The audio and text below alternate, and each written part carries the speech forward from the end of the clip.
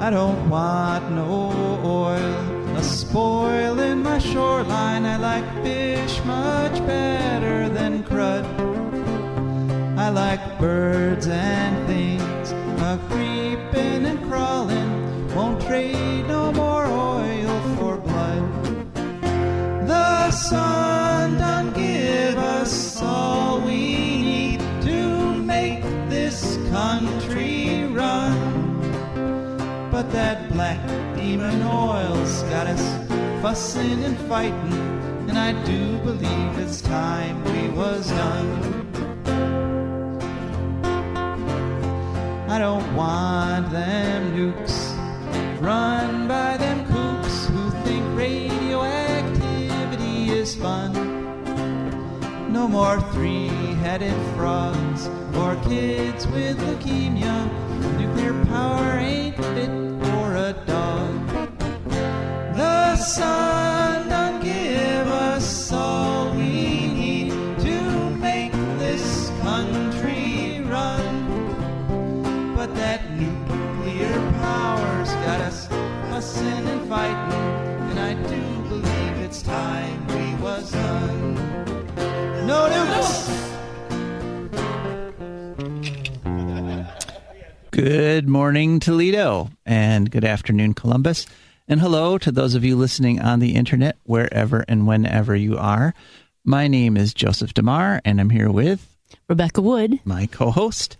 And together we create that wonderful thing that's called For a Green Future, a program where we talk about the environment, ecology, and how it affects you, your family, your wealth, your health, your happiness.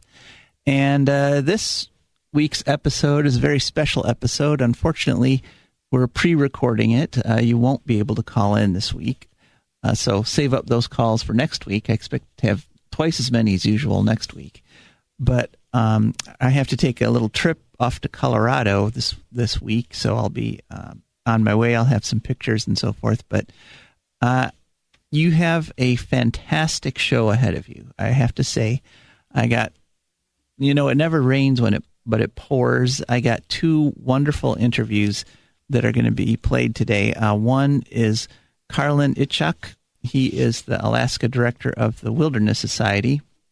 And we're going to be talking all about what's going on up there in Alaska. That's a contact I made when I was there visiting in Alaska back in December, and just finally came through with an interview. And then we have actually an A-list guest. I consider her A-list, Dr. Helen Caldicott. She is from Australia, and she is a famous advocate for peace and nuclear disarmament. You may have heard of her back in the 80s, back during the whole nuclear freeze campaign. She was an amazing spokesperson for peace and sanity in this world. And, they have that Russian who averted World War III by ignoring a faulty missile command. He just died recently, and he's credited with saving humanity. But I think Dr. Caldicott deserves a little credit too, because we were in a spiraling arms race. I mean, both sides had already stockpiled more nuclear weapons than was necessary to wipe out all living things on Earth. But there was no stop. We just felt like we needed to keep making more. And she was part of the movement that actually finally put some sanity into that whole process. But she, so we have a great thing coming. But there's just a few things I wanted to talk about before we got on there. A couple stories in the news. One is it was reported in the Toledo Blade that the Davis-Besse nuclear power plant, that paragon of efficiency and near disaster experiences, they are having a project where they are going to be paid to create hydrogen. They're going to make hydrogen with nuclear power. And hydrogen, on the one hand, it seems like a fantastic fuel, because when you burn hydrogen, what gets produced is water vapor, H2O. And so you think, okay, well, this might not be a bad idea, except it is a bad idea for a couple reasons. One is you generally don't want to be generating explosive gases next to nuclear power plants. There's going to have to be, the hydrogen's going to have to be generated. It's going to have to be compressed. It's going to have to be loaded into tanker trucks, and those tanker trucks are going to be driving in the vicinity of the nuke plant. What could go wrong? So wait a minute. What was the Hindenburg? Was that hydrogen or was it helium? That was hydrogen. Legendary explosion which killed many people of the, what did they call those things? They weren't balloons, dirigibles. Zeppelins. Those are zeppelins. Right? Yeah, really big balloons that people actually flew across oceans in. Right, because they had the internal framework. So where the actual phrase "Oh, the humanity" comes from. Yep. Oh, the humanity. And so, they're kind of desperate, because whenever you do a transition from one energy source to another, like you've got the nuclear power, okay, that's got so much power, and 90% of that heat that gets generated in the nuclear reaction gets put out into the environment as waste heat. No. And so, but first you have the reaction, that's the main source of energy. Then you lose a huge amount of that energy generating the electricity that goes off to waste heat. And now you're going to use the electricity to disassociate water and create hydrogen. And once again, you lose a whole bunch of energy doing that, because every time you make a shift in the type of energy, there's a whole lot of waste. And so the amount of hydrogen energy you get back is just going to be a tiny fraction of the amount of nuclear energy you originally generated. And of course, as you're generating it, you're creating nuclear waste that'll last millions, thousands, millions of years, depending on the radioisotope. So, just not a good idea. And then the other big headline was reported in many venues that 2019 was the second hottest year in history, and the 20 teens were in fact the hottest decade ever recorded. So, this is a problem that's just not going away. It's funny, the policy leaders are ignoring it, but it's not going away. Kind of like some other things that are going on politically right now. So yeah. So just a couple things that I wanted to mention before we get on to our first interview, and just something to think about. And we will be back semi-live. I mean, we're making a recording and we're going to play a recording, but once that recording's done, we'll be back, and we have some words from our sponsors. So let's go ahead and play the interview with Karlin Itchoak. Hey. Karlin Itchoak, Alaska State Director of the Wilderness Society. Thanks for coming on For a Green Future. Thanks for having me. Nice to be here. Yeah. Of course, for you here is Anchorage, but we appreciate it down here in Toledo talking to you.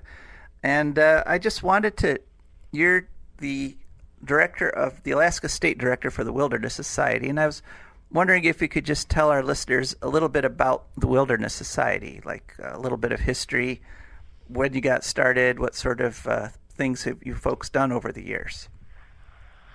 Yeah, that's great. The Wilderness Society has been around since around 1935. We were started by a group of folks who were concerned about protecting wild places and preserving wilderness. And our mission is to protect wilderness and to inspire Americans to care for our wild places. And so we've been pretty busy since 1935 trying to lead the charge and trying to protect so far over 111 million acres of wilderness since our founding. And we've been involved with the passage of many of the major conservation laws. But we're founded by individual by the name of Robert Marshall and a team of visionaries like Aldo Leopold, Bernard Frank Harvey Broom, Marty and Olaus Muri, many of whom were biologists and scientists that just loved the outdoors and wanted to do everything they could in their power to make sure that we protect our wildest places and encourage folks to care for those places. That's great. More than 100 million acres of wilderness preserved. That's fantastic. But of course, whenever you preserve something like that, the job is never really finished, is it? I mean, there's still threats to places that even are set aside as wilderness. Yes, that's true.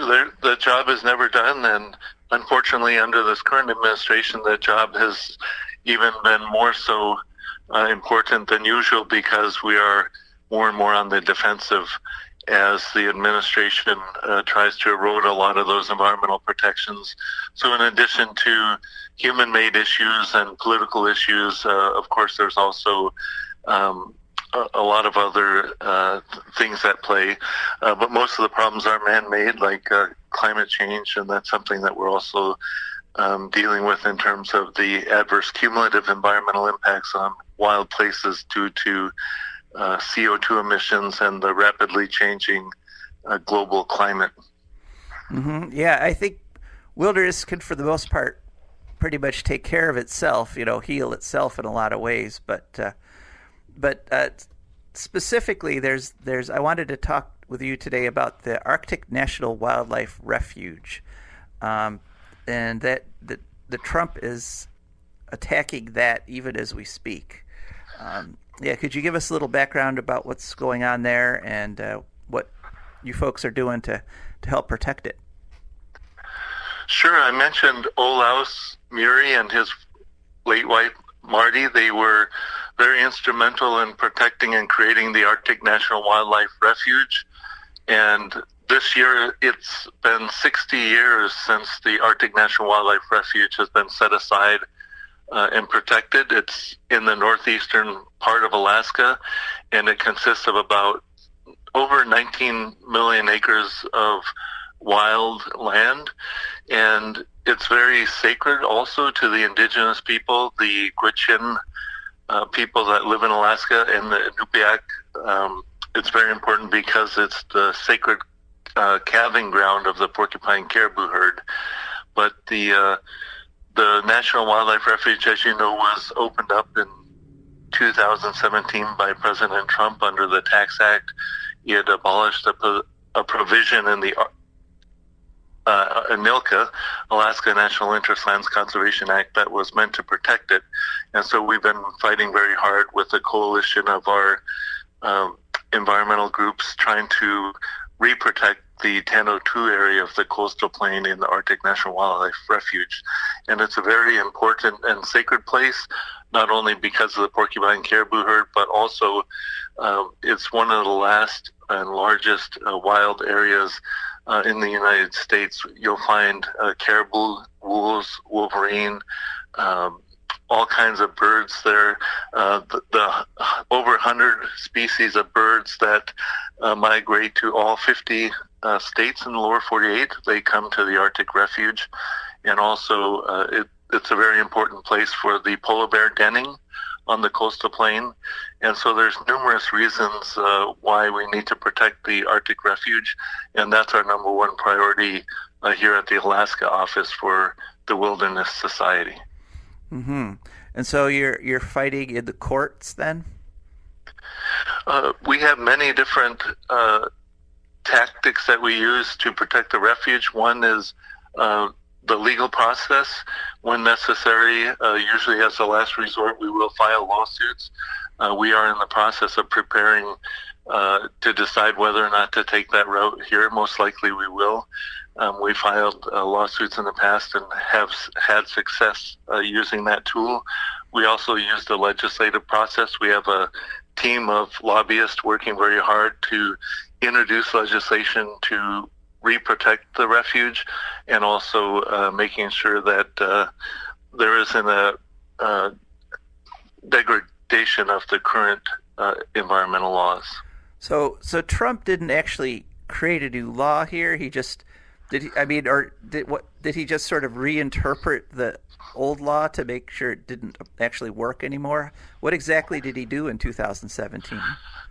In 2017, they snuck in a provision into the Tax Act that repealed a provision from ANILCA, and ANILCA is the Alaska National Interest Lands Conservation Act, and there was a provision in there, Section 1002, which protected the coastal plain from drilling. And so in the Tax Act, he repealed that section, which virtually allowed it to be open for oil and gas leasing. Wow. Well, and one thing I've heard a lot from the people that want to drill up there, they talk about how huge the refuge is, but I think it's important to note that the refuge itself is just a tiny part of the larger North Slope biome there, and that area has been exploited for oil and gas for many decades now. Yes, you're correct, Joseph. The North Slope biome is larger than this small section, and we even look at it in a bigger scale. If you look at all of the 8 Arctic nations, often you'll hear folks talk about the importance of keeping the Arctic wilderness intact through all 8 Arctic nations, and the importance of that ecosystem to the planet, especially now with climate change. And one of our concerns here at the Wilderness Society, of course, is monitoring and mitigating climate change, especially how the federal government and actions by the federal government impact climate change on federal land. And so we look at large swaths of public land as being important tools for mitigating climate change because of their sequestration properties, but also it's counterintuitive to be having oil and gas drilling and creating more CO2 emissions in an area that is very fragile and has seen the brunt of the impacts of that CO2 emissions and the climate change impacts that we're experiencing. So it's counterintuitive, and we definitely want to see that prevented. So sort of adding injury to injury there. Yes. But the areas that have been exploited for oil and gas, those have seen some significant damage over the years, correct? Yes, there's always risk when you're drilling for oil and gas, especially in remote places where you don't have the infrastructure in place to respond to an oil spill or a gas line leak. And so there has been damage to some of the land and adverse cumulative environmental impacts as a result. And so we are always keeping an eye and watching on what's happening in the NPRA, the National Petroleum Reserve, and following their IAP process, which is their integrated action plan, which outlines who can drill what and where and when. And so we're always keeping an eye on the NPRA as well, which is adjacent to the Arctic National Wildlife Refuge. They've been drilling there since around 1968, and it hasn't been done without impacts to the environment, and we're cognizant of that and want to make sure that none of those potential threats are brought to the Arctic National Wildlife Refuge. Well, that's good work you're doing there. So what I wanted to ask, since you're in Alaska, what are some of the impacts of climate change that you've actually seen there, and especially in the wildlife refuge? Well, I think every year there's more and more impacts from climate change.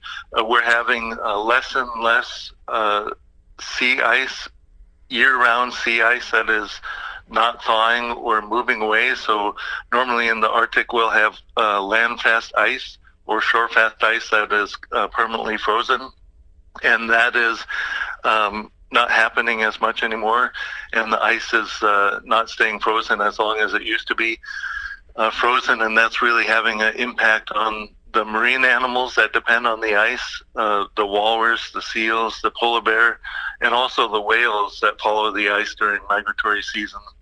And so, and also the subsistence hunters, the indigenous people that depend on the land for their livelihood. It's really having an impact on all of those people and animals now. And also There are so many impacts from climate change. It would probably take us a couple days to go through all of them. But for example, the Arctic is mostly permanently frozen ground. The permafrost is rapidly melting. So there's extensive impacts to the cryosphere, the snow, ice, and permafrost. The temperatures are changing. They're warming more rapidly. It's having an impact on the migration patterns of the birds and other animals. They're starting to show up earlier or leave earlier, depending on the conditions. But we've seen shrubs and willow bushes and alder trees that are now growing bigger because there's less permafrost, and that's taking over some of the lichen and food that the caribou depend on, impacting the caribou range in some areas. Some of the lakes are drying up. And those are just some of the impacts, and then also the impacts on the weather. So climate and weather are different, but there's also changes in temperature. It's a lot warmer and hotter in the summers. We're seeing more fires due to lightning strikes and other natural causes. So just tremendous impacts on the streams and rivers, and in the seas. They're warming, the waters are warming, the temperatures are getting hotter. That's been killing off a lot of the fish. Just a few degree change in the water temperature is having an impact and causing some of our fish populations to die. We're seeing unknown mortality events in walrus and seals as well, and many climate scientists are attributing those changes to the changing water temperature. And so there's just numerous impacts that are visible, and there's some that people don't see, but the scientists are studying. Wow, yeah. We had a guest on a few weeks ago from the Alaska Fish and Wildlife Service, and he basically told us that the cod, the Alaskan cod, are essentially, they can't be fished anymore, that fishery has collapsed, mostly because of climate change. So, yeah, it's not good. And the idea of drilling for more oil in the midst of all this seems like a really bad decision. Yeah, it's a very bad decision, and I think the oil companies would be wise to forego bidding on the leases in the Arctic Refuge, rather than risking their reputations and angering their investors and aiding in the destruction of our climate. The risks are just not worth it, and we can't afford to take that risk. We're running out of wilderness, and the Arctic National Wildlife Refuge is one of the last great wilderness in the United States. All right. Well, how could my listeners, if they want to help the Wilderness Society, what could they do? Well, we'd encourage you to go to our website, thewilderness.org, and you can sign up for our membership. You can donate to continue helping us with the fight, or you can join our membership and see how we can help engage you on the fight. Whether you live in Ohio or make frequent trips to DC or to Alaska, we always need help elevating the cause and helping to get the word out that this is an important place to protect. And if you want to take other action, find out what local environmental and conservation groups are in your area, and join them and be active and help elevate their voices as well. But anything you can do to learn more about the Arctic National Wildlife Refuge and why it's so important to the nation and to our livelihood as we battle climate change, I think that would be a great start. Yeah, we like to make the point on For a Green Future that every time someone actually does something, it does have an effect. I mean, that once you actually take some action, you will see that the taking action leads to changes. And so I just wanted to thank you, Karlin, for being our guest and for taking so many actions up there in Alaska to help protect the wildlife refuge and other areas in Alaska. Any last words for our listeners? No, I just want to thank everyone for listening, and I hope if you haven't been to Alaska, that you'll plan a trip here, and that when you come up to Alaska, you'll make your way up to the Arctic National Wildlife Refuge. It's public land. It's your land. Come see it, and you'll be inspired to protect it.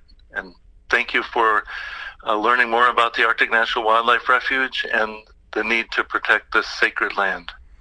All right. So that was our interview from Alaska. And now it's time to hear from our sponsor right here in Northwest Ohio, Wood County. The Wood County Park District is a natural resources conservation agency. They protect natural spaces, maintain quality green spaces, provide engaging programming, and they teach people to love and respect nature. They restore wildlife habitats, and they lead outdoor adventures. The Wood County Parks protects 20 parks and nature preserves all around Wood County, which are open from 8 a.m. to 30 minutes past sunset every day of the year. And there are several ways to get a hold of them. One is to call at 419-353-1897, or you can go to their website, which is wcparks.org, or, and I recommend doing this if you have a cell phone, you can go to the App Store and download their app, which is just WC Parks.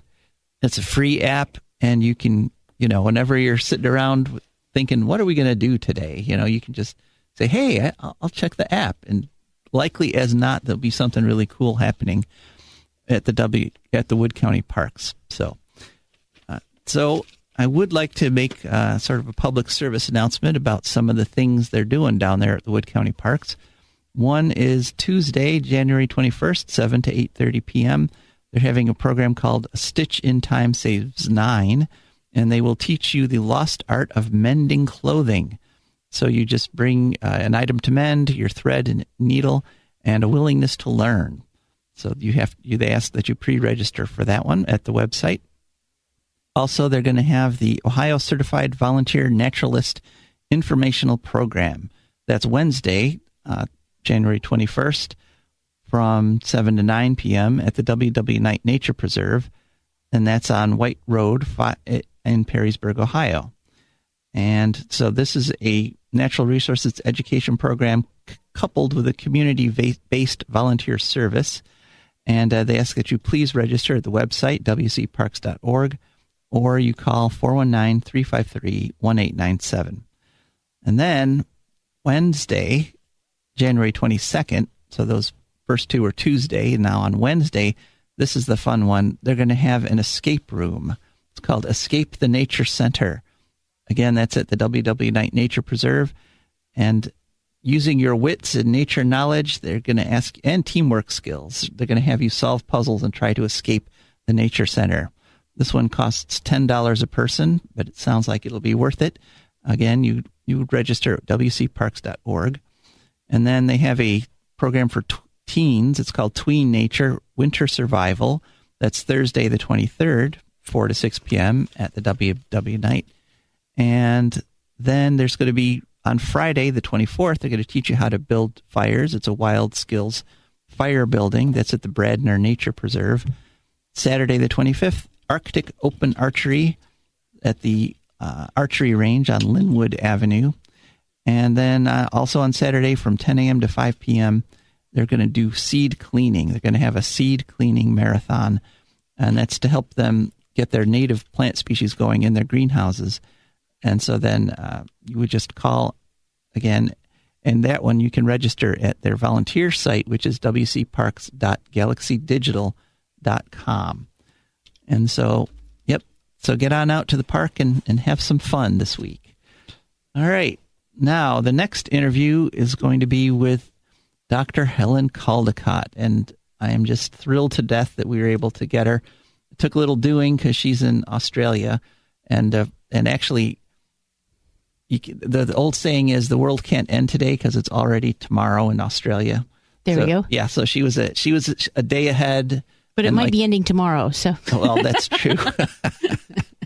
But which is sort of today here. Yeah, but she has some really dramatic things to say about what's happening down there with the forest fires and all that. And she is a woman who pulls no punches. So this is an interview. This is not an interview for the timid. I have to tell you. But we're very happy to have her on, and let's go to that interview now. All right. Hello, Dr. Helen Caldicott. Welcome to For a Green Future. Thank you very much. Yes, I'm quite honored to have you on the show because, frankly, you've been sort of a hero of mine ever since I saw you speak back in the early 1980s when I was going to the University of Dayton. And I think a lot of people have forgotten, and some don't actually know, that we at that time were kind of facing a problem similar to the scale of the global warming problem in the uncontrolled arms race that was happening. And you came and just very dispassionately and very accurately kind of made the specter of nuclear war real simply by describing what would happen if there was one. And I think people underestimate just how large an impact that had on U.S. policy and how big of a help that was in slowing that arms race. Would you draw parallels between what's going on now with global warming and what we faced then with the arms race?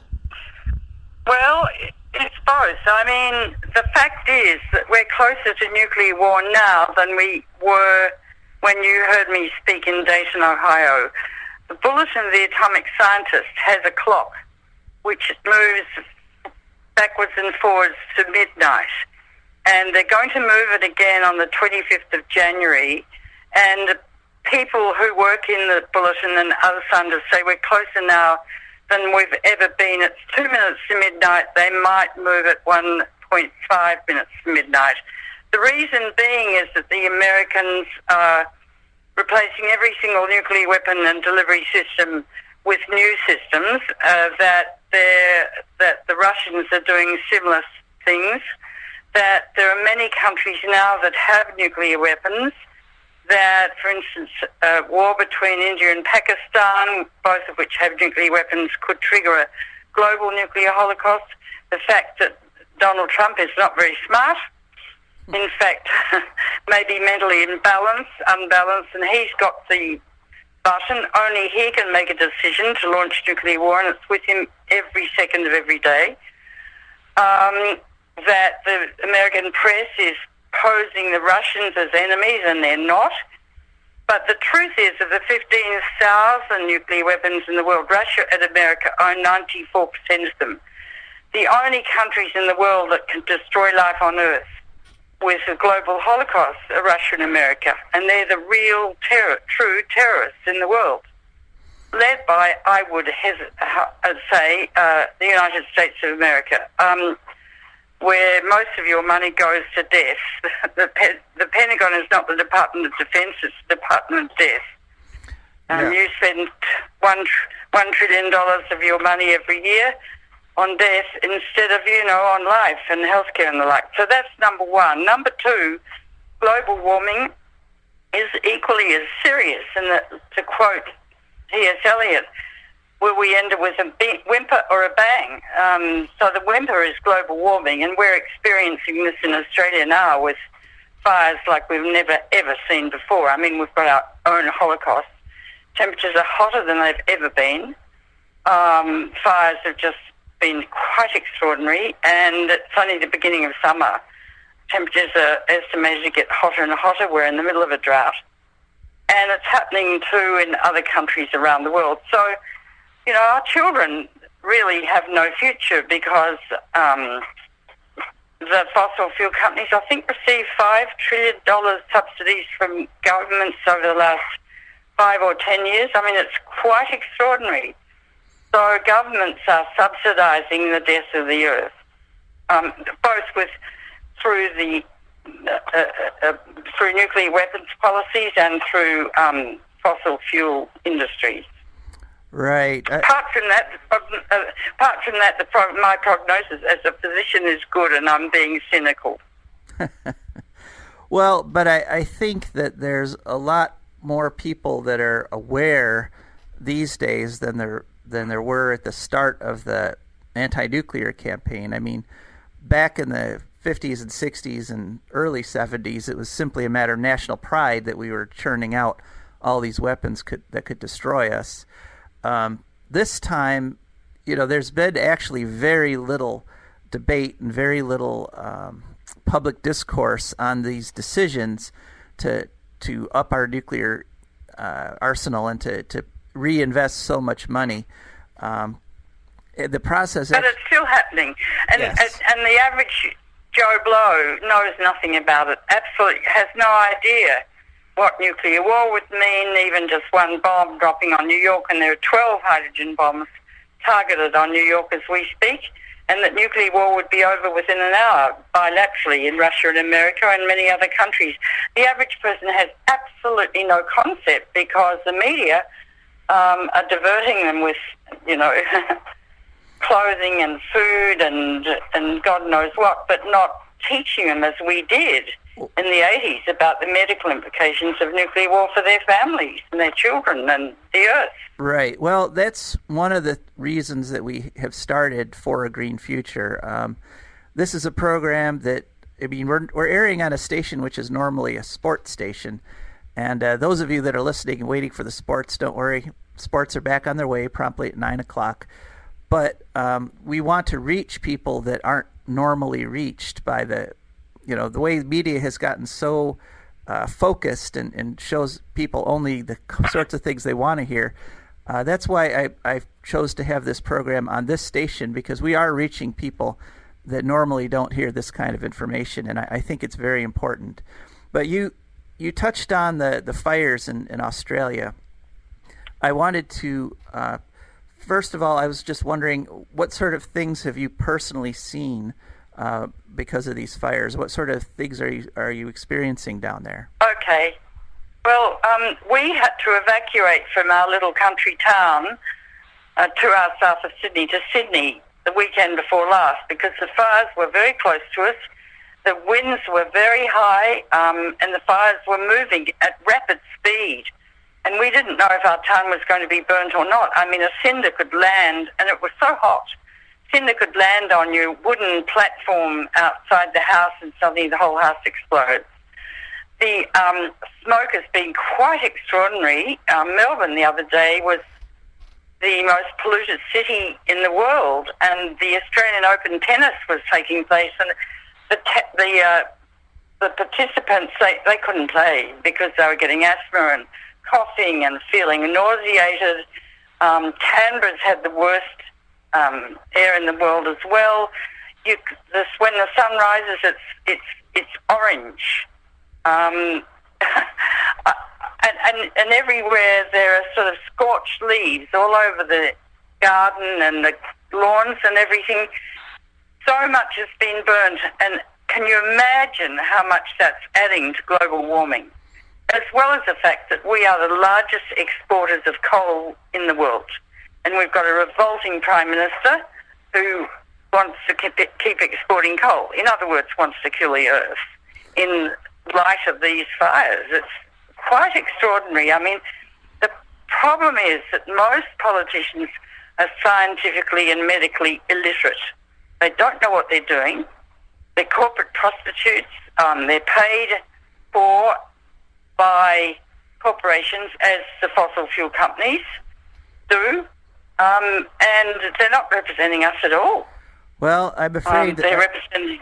Yeah, I'm afraid we have a very similar situation here in Ohio. We spent, you do. Yeah, we spent this past year fighting something called House Bill 6, which is a bill that took Ohio's energy policy backwards to the 1950s. It cut all funding for wind and solar, and instead it subsidizes coal and nuclear. But oh my God! Yes, I know, but it's not too surprising. Well, then you've got to change that. I think most Americans don't realise they live in a democracy. They don't bother to vote. Well, in Australia, voting is compulsory. Living in a democracy means you have great responsibility, and the politicians are not your leaders. They are your representatives, and you are their leaders.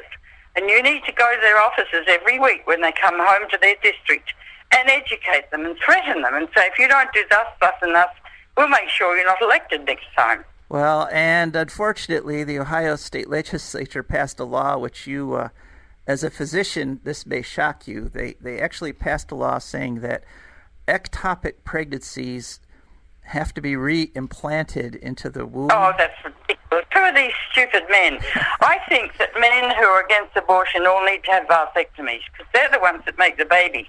How dare they do that? And also, ectopic pregnancies, often the woman might die because she bleeds like crazy from her fallopian tubes where the embryo has located. And so that's ridiculous. They know nothing about what they're doing, and they're misogynists. And in a way, from a medical perspective, they're evil.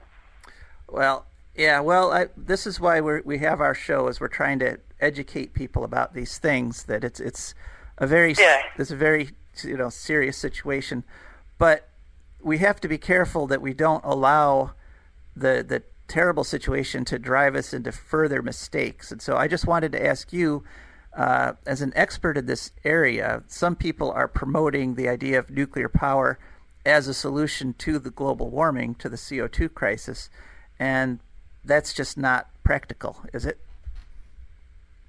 Well, they're nuclear psychotics, those people. the fascination with splitting the atom, E equals mc squared, the enormous energy that can come from nuclear weapons and nuclear power fascinates some men, and I think they find it rather sexual. The point is that... Okay. When you mine uranium, the miners are exposed to radioactive elements, radon gas, etc., and many of them in the past have died of cancer. 1. 2, when uranium's fissioned in a reactor, it becomes thousands of times more radioactive. 3, accidents can happen. 3 Mile Island, Chernobyl, Fukushima, which will never be cleaned up. Over 1 million people now have died in Europe, Belarus, Russia, etc., from cancers, leukemia, you name it, congenital deformities from Chernobyl. So anywhere there's a nuclear power plant, you could be subjected to that risk. Children who live within 5 miles of a nuclear power plant have double the risk of developing leukemia because nuclear power plants emit radiation consistently. One of them is called tritium, which can get into fog and actually penetrate through human skin, and it's very mutagenic and carcinogenic. Then you've got the problem of radioactive waste, which must be stored isolated from the environment for 1 million years.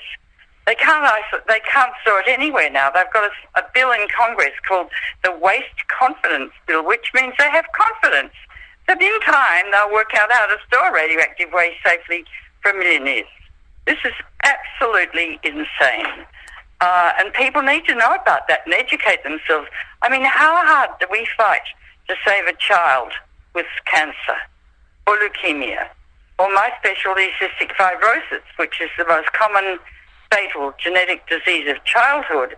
And there are 2,600 genetic diseases, not all fatal, but all that will be increased by people being exposed to radioactive waste, which will mutate genes in their eggs and sperm. So nuclear power really is a carcinogenic industry and will induce over time from the radioactive waste epidemics of cancer, leukemia, deformed babies, genetic disease for the rest of time. And it's not just humans that suffer from these consequences, it's all animals and all plants, because we all have genes that can be mutated and changed by radiation. And I would refer you to my book, Nuclear Power is Not the Answer, to find out more about this medically. This is, it's a death-dealing industry. It's a carcinogenic industry. Mm-hmm. Yeah, I do have a copy of that book, and I would recommend it to my listeners. But I want to get a little, I know it's tough, but I want to get a little bit more upbeat here if possible. Are you heartened by the fact that entire countries are now moving away from banning nuclear power? And I saw that the European Union just said that nuclear power won't be eligible for their transition to clean energy funding. Do you see some hope here?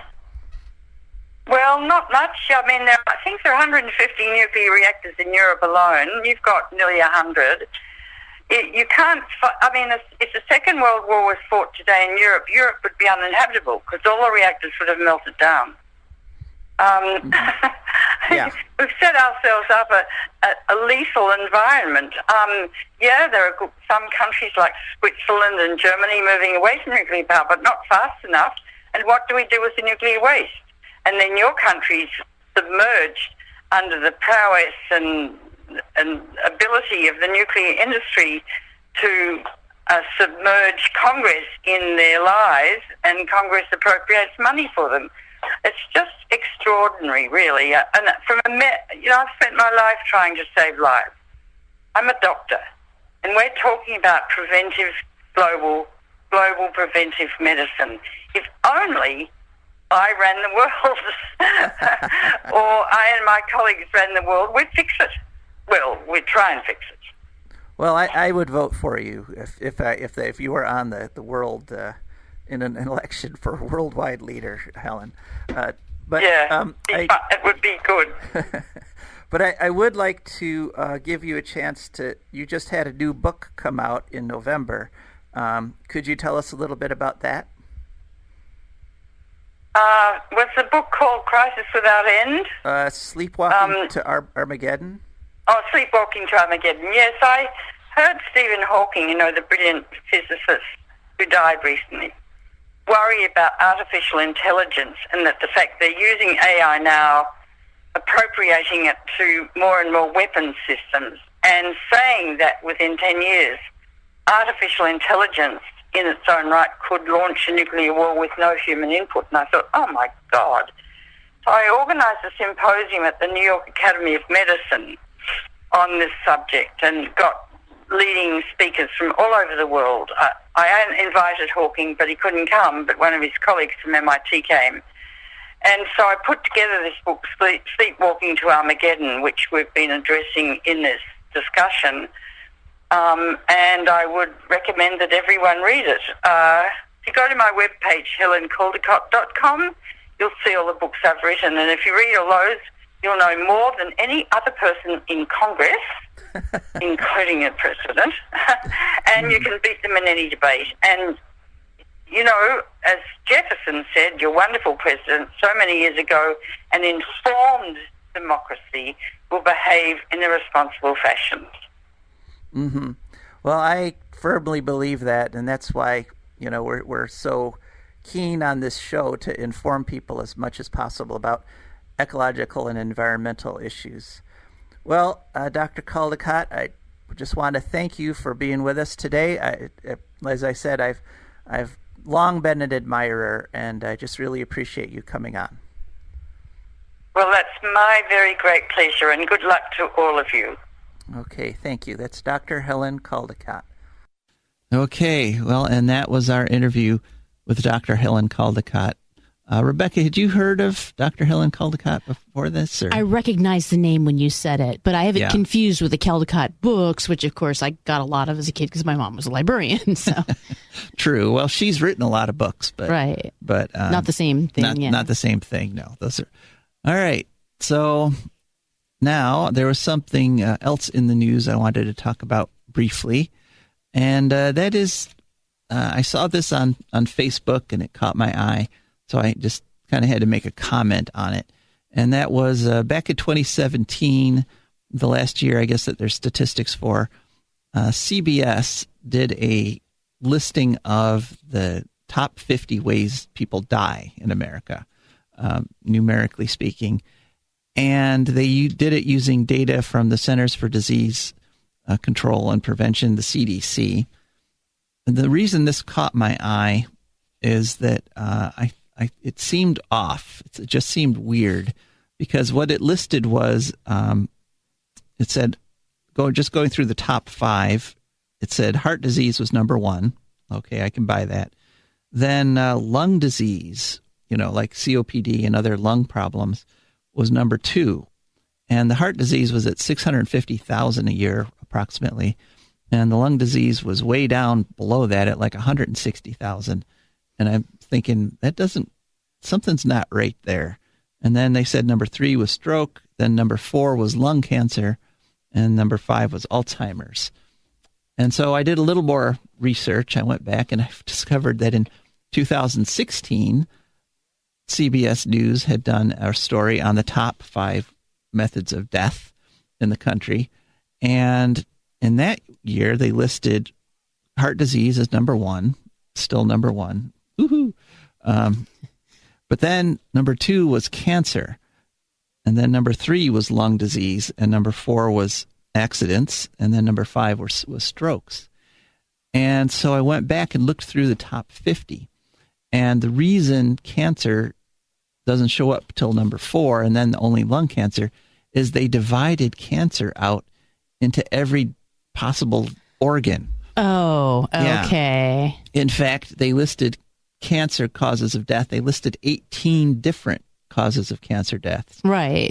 So it's like prostate, think of skin, every organ of your body. They separated out all the cancers. And so I went back and added them all up again, and they added up to 521,000 deaths a year. Wow. So actually okay. quite close to heart disease. Heart disease is still number 1, but cancer is right up there with number 2. And I just wanted to bring this up because it just illustrates that old saying, that there's lies, damn lies, and statistics. Or figures don't lie, but liars can figure. Yeah. And I think that it's a sign of the times, that just in that little transition year, 2016 to 2017, somebody somewhere said, that doesn't look good. We gotta get cancer off that list. Sure, there have been some kind of advances in cancer treatment, but not on that level. Right. Quite, exactly. Exactly. And we in the environmental community face this all the time, where where dishonest actors can take data and twist it around to make it say something that actually isn't true. Right. And I had a good example of that back in when I lived in Western New York. They had Love Canal there, which was a terrible disaster because it was a community polluted by a toxic waste dump. And the cancer rates in that community around this old canal where they had dumped chemicals were just astronomical. But what New York State did at one time, they were trying to decide if they were going to spend more money to fix it up. Or actually what they were trying to decide was, will it be safe to resettle people here? Because they wanted to rebuild and sell houses to people.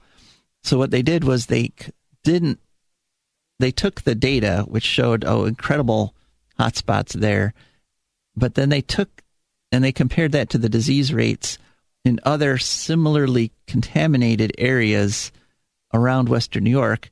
And they said, it's no worse than that.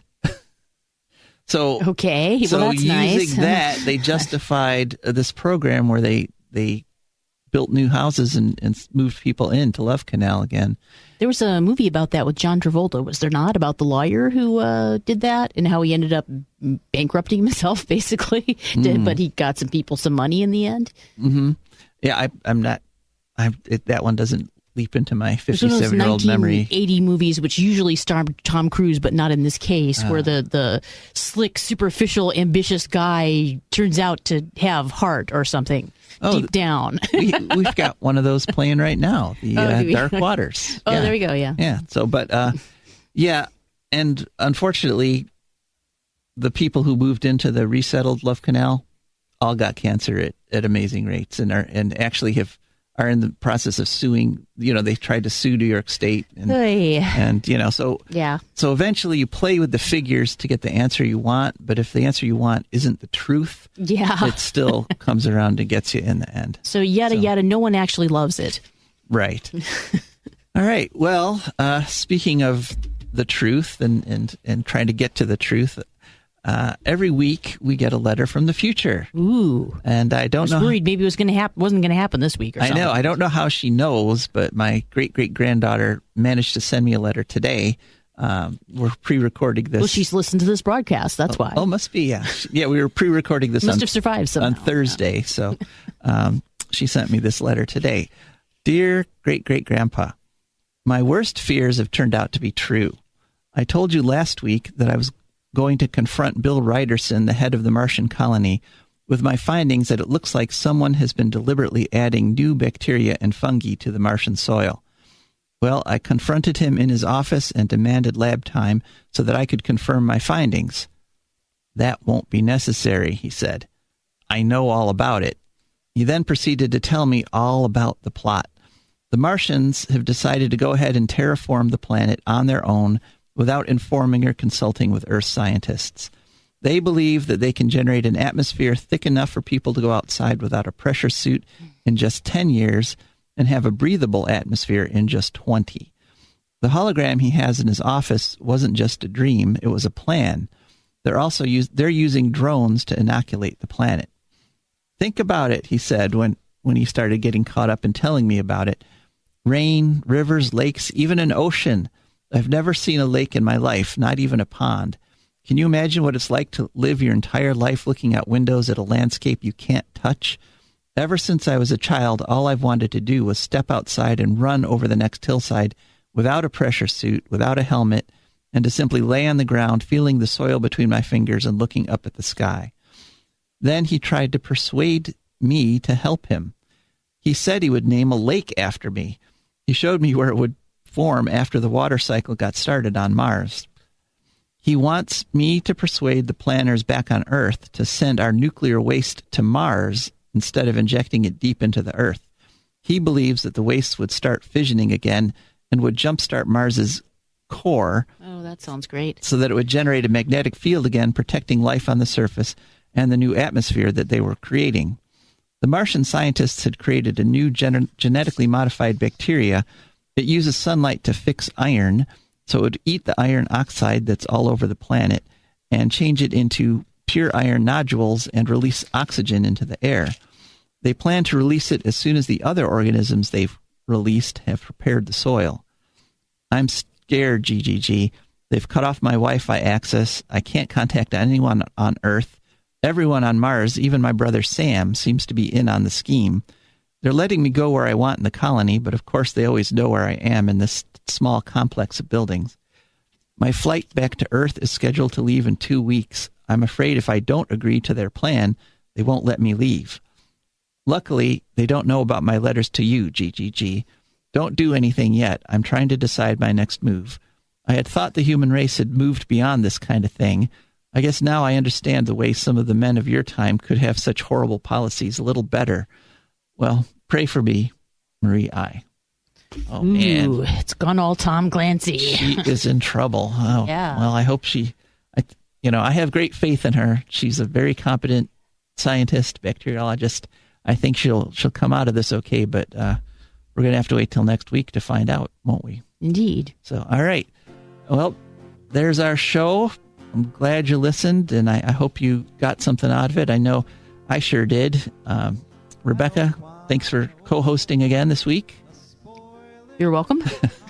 All right, and this is Joe DeMare signing off. I like birds and things, creeping and crawling, won't trade no more oil for blood. The sun done give us all we need to make this country run. But that black demon oil's got us fussing and fighting, and I do believe it's